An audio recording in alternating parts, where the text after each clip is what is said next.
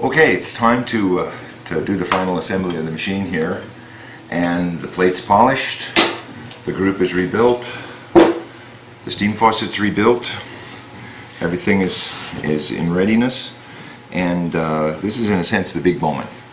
That first thing I'll do is find I put this on earlier just as much as anything as a demonstration. You take this off and just lay it down on the side because we need to gain access to install these screws. Now, this machine is the old style, and what we're going to install here is what we refer to as the top rail kit.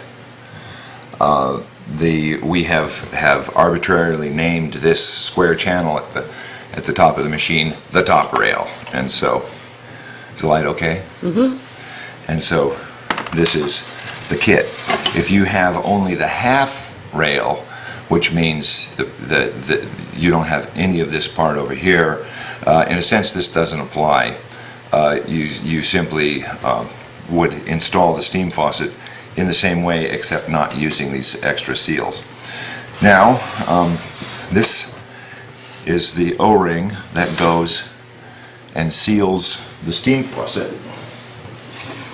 Okay, it's going to go through here, but the faceplate is going to be between the two. So I just take this and I'll put a little Dow 111 on it, of course. It'll stay in there without the lubricant, but you install this here. Now, you take the faceplate, and the idea here is that you hang the different machine elements on the face, and then you do a final tightening. But with that dowel, that one will go right through. This hangs here. Now, I use, you see this tool? This is a jeweler's or a jewelry pickup tool. It's just a small pickup tool that has little prongs on the end of it, and I have found this to be the most handy tool for installing these small nuts. Is that here's our panel. We'll go ahead and we'll put these in place once again loosely.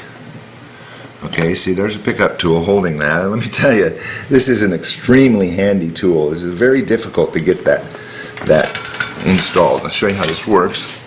We've got our plate hanging there. I put the screw through the bottom corner hole. Look down in here if I can see it. Might have to change the light. There it is right there. And I get it started with this little tool. And just get it started. Don't tighten it up all the way. This is really a lifesaver because that is so difficult to get in there with otherwise you'd have to use a needle nose pliers. Or have tiny fingers and a lot of patience. And then you get over on the other side, put the screw through the hole, just hold it with your finger, and there's the other one. And once again, with my little magic tool that I just accidentally had, you know, it was a nice accident. Okay? That's the pickup tool. That really shortens that job. Now, as you see, everything is loose, and this kit, where's the nut? Nut. Where in the world did I put that bunch? Oh, there's parts. Okay. This can just hang here, but we'll get it started. Let's turn it around this way. It's a little awkward for me, but I have found what we have here is we have another one of these Teflon washers, and this is a hollow crush washer. This is a commercial espresso machine part, and these are much easier to use than those solid crush washers. So I just put this on here. As you can see, the Teflon goes down, and there's a method to the madness behind this idea. This makes it, the Teflon seals it.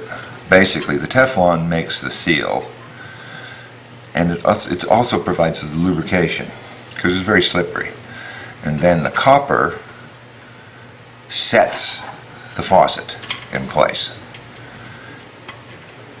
Now, one might think, once again, leave this loose, because the critical factor here is the group. The group fits very precisely in this hole. You see how I'm doing? As I take it and I just thread it in. And many times if you tighten this one, the plate's going to be in the wrong area and the group's not going to go in correctly if you tighten the bottom corners. So we'll assemble all these parts first, and the group is the one that really determines. This is a 5mm straight X. I just get these started. You might have to move it around to find that spot so you don't cross thread that. But you get these. I'm going to have to look at it in a different way if you don't mind, Barb. I have to be able to see it. It is kind of a useful thing to be able to see what You just you're reach doing. in and you start these with your fingers. There's no washer that goes on these. And then, The seal on that is made with the silicone in the groove right, at the back of the groove. right, that I had to roll in, and it stays in there nicely, so you don't have to worry about it once you get it rolled into place. But you get all 4 of these started. And then the first thing we tighten is the group, because it's going to determine the final placement of this plate. Because if you don't install and tighten the group first, then the plate can be in the wrong area and it can actually pull out at this corner. It can tweak the plate. Okay, so I use this tool to get this started, and then I go ahead and I go to a standard 5mm hex to do my final tightening. Just to make sure, because It's 5mm? pretty sure this is a 5mm hex. Pretty sure. That's what I've been calling it for ages, so.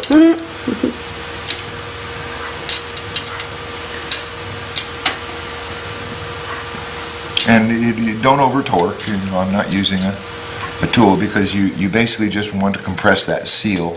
You don't necessarily want to flatten it. And I'm just pulling these down. Now this one here, part of the reason why you leave the faucet loose is because you need to be able to gain access to the hex. See, I'm having to turn the faucet to get enough room, but you just put them down snug. Tightening it with this is just about enough torque, but that's kind of the extra insurance. Now, this is another area that requires a visual alignment of this faucet. So I use the wand, if I can get it on there.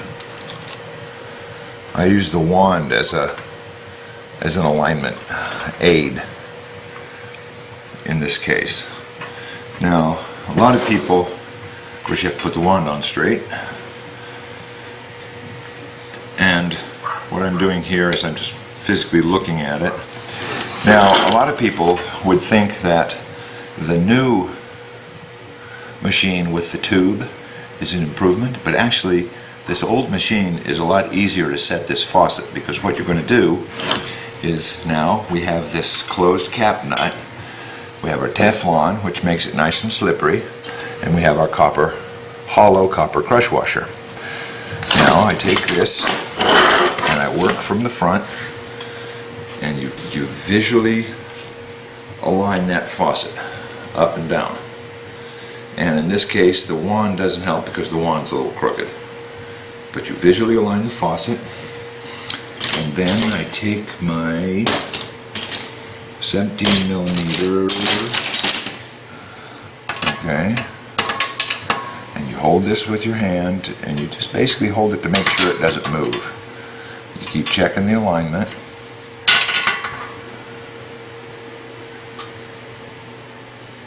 So I can still move that faucet because of that Teflon, which is the nice part about it, is that it just basically it gets tighter and tighter.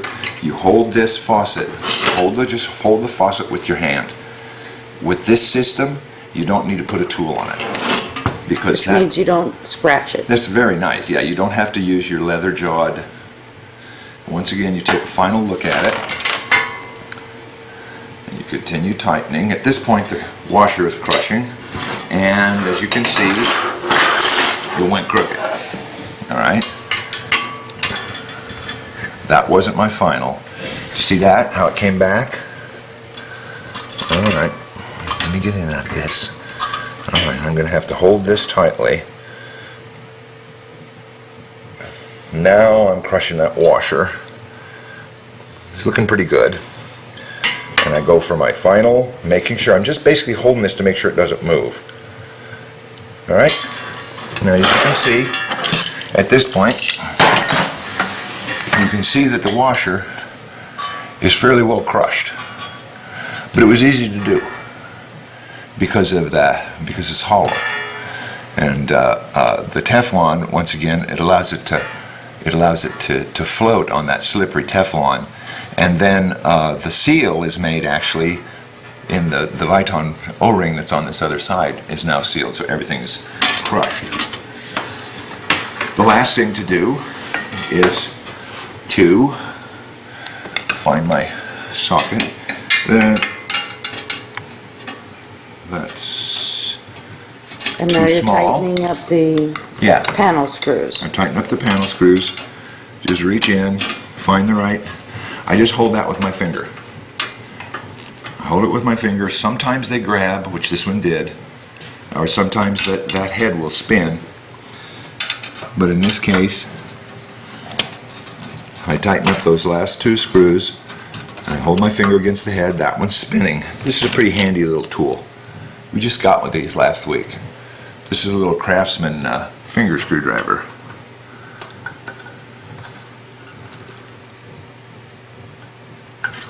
So everything is nice and tight.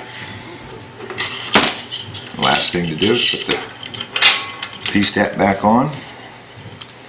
And the moment of truth is just about to arrive, which is to put water in the machine